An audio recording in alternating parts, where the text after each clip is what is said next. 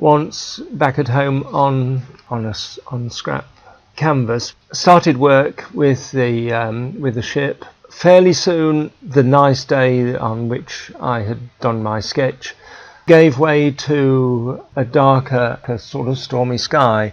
And as soon as I did that, I felt more comfortable with the way that the painting was going to flow across the canvas. At this point, I'm including some sort of bluey stuff over the top of the darkness of the cloud, simply on the basis of composition and of placement of this colour for the sake of the composition of the work. There's always loss and gain involved in painting, and sometimes there are other aspects to one stage of a painting which are better or more interesting than the final product, but that's the way of things. But what you do as you are working, some of those mistakes or the parts of the work that you abandoned, you keep in your mind subconsciously, and they become part of your resources, even though they disappeared from the work at that stage. Here I'm bringing in some slightly more saturated colour then into the whole of the ship. The extremities of a painting are really, really important, and what you do with tone and colour at the extremities, at the top, at the sides and at the bottom of the painting, probably more so at the bottom than anywhere else, or the top, but it tells an important part of the story. We shall look at that at another time in depth. At this stage, obviously, I've abandoned some of the superstructures of the ship, the way that I'd originally started producing it, more faithfully to the drawing that I had done. It leaves some big question marks about what happens next. The whole of the ship is lengthening at this point in the development of the painting, as the development of the painting points out some errors in my original drawing. And I say errors not necessarily because the ship was actually longer than I had drawn it. It can be that the original image that I'd drawn may have been accurate, but not long enough for the painting. But also I found that once you get painting, it points out the inadequacies of some of the earlier drawings. Again, bringing more colour into the painting. Sometimes, the colour adds a great deal as you possibly just randomly put some colour in, and it's part of the process of exploration. The boats in the foreground, the small boats in the foreground, are beginning to emerge, and probably reasonably satisfactorily, and it's possible that in another painting what I've done here might become part of the memory that would be brought into another painting. The sky on the sort of top right hand side has started to go its own way and become a really dramatic sky, which I hadn't envisaged quite in this way.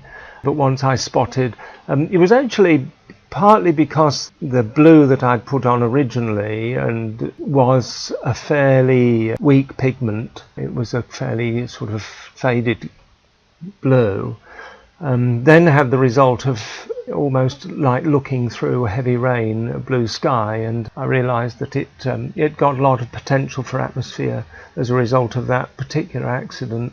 The superstructure of the ship seems to be appearing again. Surprisingly, a sense of detail finds its own way into the painting as you work, but if you attempt to put it in a conscious way, it usually looks contrived and dead, so you need to avoid concluding something by thinking you know what it is and make it be it.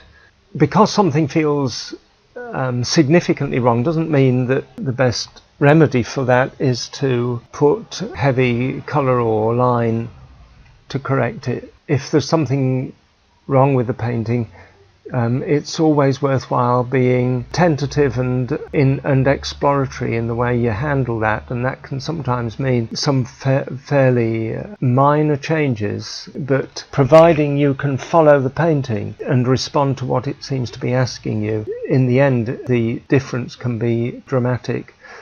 Glazing is quite important in this area. That's putting a thin layer of another another colour over the top of an existing layer of paint, and it changes it without totally obliterating it. The thing to remember, of course, is that it's not the ship that is the subject. The ship's no more important than the sky, than a cloud. It's the painting that you're doing, and so any mark that you make on the canvas is as important as any other, and even if it's there just as in a kind of supporting role, it's still just as significant as any other. At this stage, the sky is beginning to be sort of quite dominant in the painting.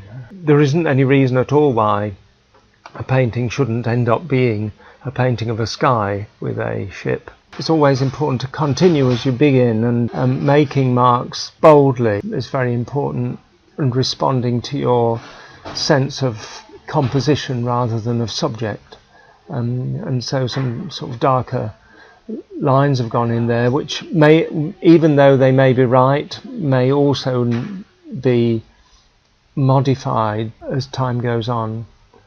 There's beginning to be a bit more sort of contrast possibilities in the sky at this stage. In general, the painting's kind of holding together now as a whole, so that it's not a subject with something happening around it, and it's all part of the sky is just as important, and beginning to feel somewhat satisfying to work on the painting. Probably could have stopped at this point, really. You never know, really, from that point of view.